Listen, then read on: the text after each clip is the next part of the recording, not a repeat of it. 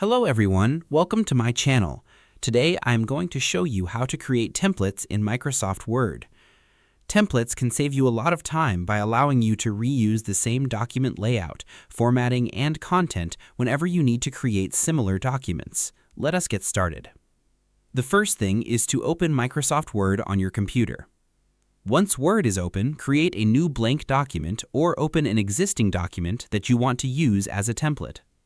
Now, customize the document according to your needs. For example, you can add a company logo, headings, fonts, colors, tables, placeholders, or any other content that you want to appear in future documents.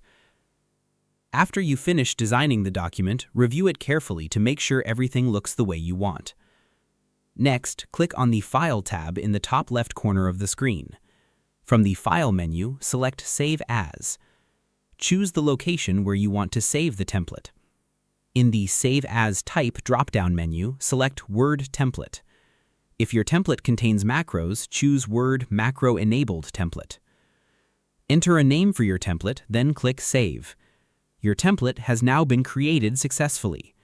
To use the template later, click File, then New. Select Personal or Custom Templates depending on your version of Word. Locate the template you created and click on it. Word will create a new document based on the template while keeping the original template unchanged. You can now enter new information into the document and save it as a regular Word file without affecting the template. That is it for today's tutorial. I hope this video helped you learn how to create templates in Microsoft Word. If you found this video helpful, do not forget to like, share, and subscribe for more easy tech tutorials. Thanks for watching, and I'll see you in the next video.